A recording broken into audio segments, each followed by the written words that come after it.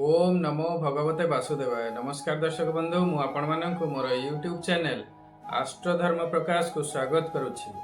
आसंते देखिबा मे 2026 रे तुला राशि व्यक्ति मानकर समय किपरि रहिबो। तुला राशि पंचम स्थान रे राहु अछंती, षष्ठ स्थान रे शनि एवं मंगल अछंती। 12 मे रु मंगल सप्तम स्थान को चलन करिवे। सप्तम स्थान रे रवि एवं बुध अवस्थान करुछंती। 15 मे रे रवि अष्टम स्थान को जीवे एवं 16 मे रे बुध अष्टम स्थान को जीवे। अष्टम स्थान रे शुक्र अवस्थान करुछंती, जे कि 15 मे दिन नवम स्थान को चलन करिवे एवं नवम स्थान रे बृहस्पति अछंती। एकादश स्थान रे केतु अछंती। राशिर अधिपति शुक्र वृष राशि रे स्वस्थान रे अवस्थान करुछंती, तेणु स्वास्थ्य दृष्टि समय बहुत भल रहिबो। शुक्र हेउछंती आपणकर अष्टम स्थान अधिपति ग्रह एवं से अष्टम स्थान रे अछंती। अष्टम शुक्र शुभ फल दियंती। साधारणतः पैतृक संपत्ति लाभ हुए बा पितांक ठारू लाभ हुए। स्त्री द्वारा मध्य धन प्राप्ति हुए। मे 15 तारिख परे शुक्र आपणकर नवम स्थान को चलन करिवे। राशिर अधिपति ग्रह भाग्य स्थान रे निश्चय शुभ फल प्रदान करिवे। मात्र जेहेतु नवम स्थान रे बृहस्पति अछंती, आपण कौनसी डिसीजन नेबा पूर्व कन्फ्यूज हेबे। मात्र नवम बृहस्पति अत्यंत शुभ फल प्रदान करती। नवम बृहस्पति रे धन जन जश प्राप्ति हुए। भूमि एवं जानवाहन प्राप्ति हुए। स्त्री लाभ एवं गृह लाभ हुए। घरे मांगलिक कार्य हेब। आपण समस्त कार्य रे सफलता पाइबे। स्वास्थ्य भल रहिबो एवं जदि किछि पुराना रोग थाए सेथिरे सुधार आसीबो। ऋण थिले ऋण मुक्ति हेबे। आपणकर सप्तमाधिपति हेउछन्ति मंगल, जे 12 तारिख दिन सप्तम स्थान को जिबे। तेणु जीवन साथी सहित मध्य संपर्क भल रहिबो। मंगल आपणकर द्वितीय स्थान बा धन स्थान अधिपति ग्रह, तेणु धन प्राप्ति रे मध्य शुभ समय अछि। परिवार रे सुख शांति रहिबो। निज वचन, निज क्रोध एवं व्यवहार उपरे संयमता अवलंबन करंतु, अत्यंत शुभ फल प्राप्ति हेबो। शनि आपणकर षष्ठ स्थान रे अवस्थान करुछंती। षष्ठ शनि अत्यंत शुभ अटंती।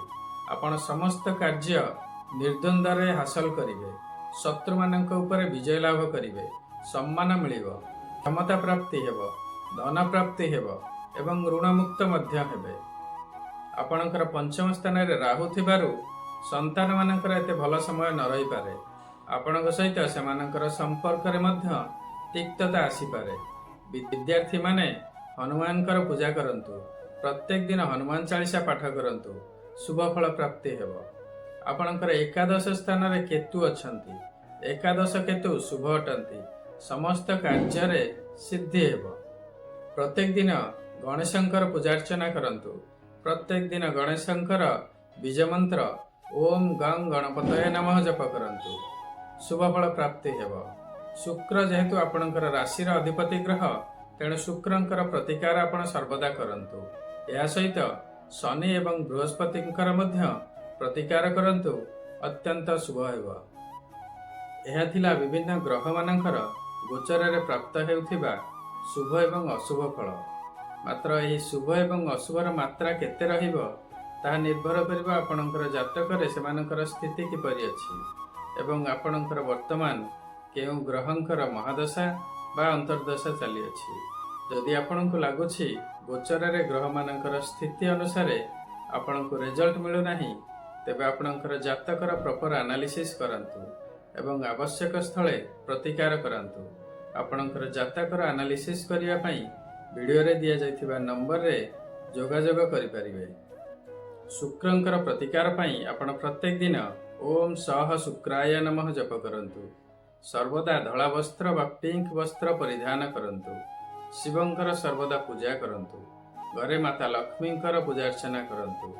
शुक्रवार उपवास करंतु अथवा सात्विक आहार ग्रहण करंतु। मातृशक्ति को सम्मान दियंतु। दरिद्र स्त्री लोक मानंकु धला पदार्थ यथा चाउल, क्षीर, चीनी, दही, सिल्भर कॉइन इत्यादि दान करंतु।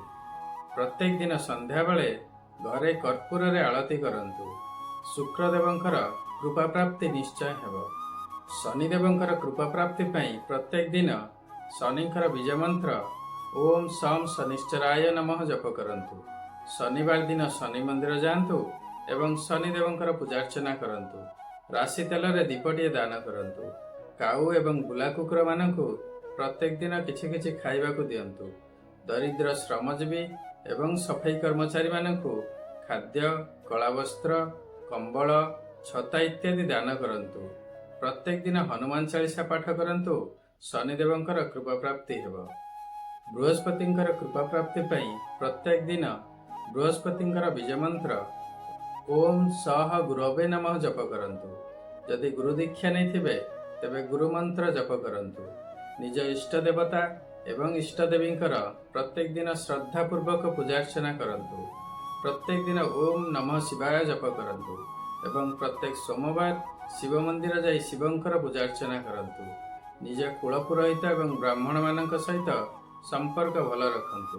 ପିତାମାତାଙ୍କର ସେବା କରନ୍ତୁ। ଦେବଗୁରୁ ବୃହସ୍ପତିଙ୍କର କୃପା ପ୍ରାପ୍ତି ହେବ। ଆଶା କରୁଛି ଏହି ଭିଡ଼ିଓଟି ଆପଣଙ୍କୁ ନିଶ୍ଚୟ ଭଲ ଲାଗିଥିବ। ଯଦି ଭଲ ଲାଗିଛି ଭିଡ଼ିଓଟିକୁ ଲାଇକ୍ କରିବେ ଏବଂ ସେୟାର କରିବେ।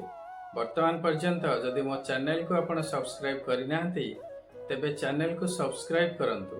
ଆପଣଙ୍କର ମତାମତ କମେଣ୍ଟ ସେକ୍ସନରେ ନିଶ୍ଚୟ ଦେବେ।